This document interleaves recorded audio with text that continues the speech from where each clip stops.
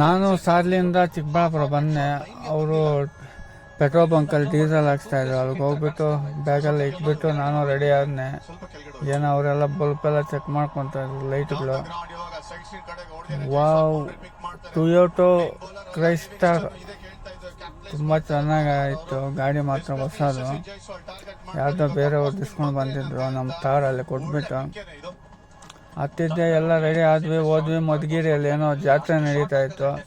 ಅದನ್ನು ಹೋಗೋವಾಗ ಹಂಗೆ ಒಂದು ವಿಡಿಯೋ ಹಾಕಿದ್ನೆ. ಏನೋ ತೇರು ಎಳಿತಾಯಿದ್ರು ನೋಡಿ, ರೈಟ್ ಸೈಡಲ್ಲಿ ಐತೆ ತೇರು.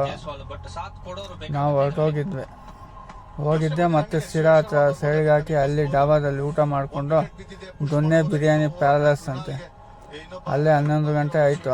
ಅಲ್ಲಿಂದ ಇನ್ನು ನಾವೇ ಕುತ್ಕೊಂಡೆ.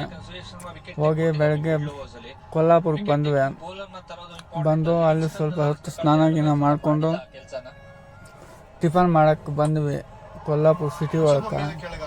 ಅಲ್ಲಿ ಹೋಗಿ ಒಂದು ಮಸಾಲೆ ದೋಸೆ ಎಲ್ಲ ತಿಂದ್ಬಿಟ್ಟು ಹೋಗಿ ಕಾರಲ್ಲಿ ಕುತ್ಕೊಂಡಿದ್ವಿ. ಬೇರೆಯವ್ರು ಯಾರೋ ಬಂದರು ಏನೋ ಮಾತನಾಡಿಸ್ಬೇಕಂತ. ಅವರು ಮಾತನಾಡ್ತಾಯಿದ್ರು, ನಾವಿಬ್ಬರು ಕಾರಲ್ಲೇ ಕುತ್ಕೊಂಡಿದ್ವಿ.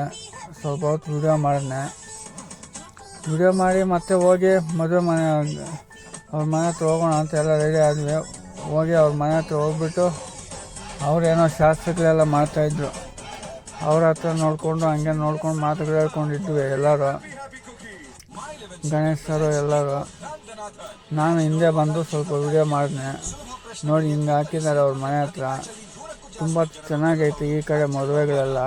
ನೋಡಿ, ಇದು ಕೊಲ್ಲಾಪುರ ವ್ಯೂ ಹೆಂಗೈತು, ಪರವಾಗಿಲ್ಲ, ದೊಡ್ಡದಾಗೈತೆ ಕೊಲ್ಲಾಪುರ. ನಾನು ಯಾವಾಗ ರೋಡಲ್ಲಿ ಹೋಗೋವಾಗ ನೋಡ್ತಾ ಇದ್ದೆ. ಇವಾಗ ಸಿಟಿಯಲ್ಲಿ ಇದ್ದೀನಿ, 2 ದಿನ ಇರ್ತೀನಿ. ತುಂಬ ಸಂತೋಷವಾಗ್ತೈತೆ.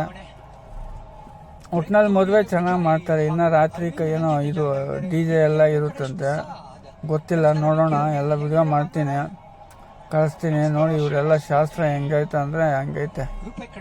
ನಮ್ಮೂರ ಕಡೆ ಹಿಂಗೆಲ್ಲ ಮಾಡಲ್ಲ.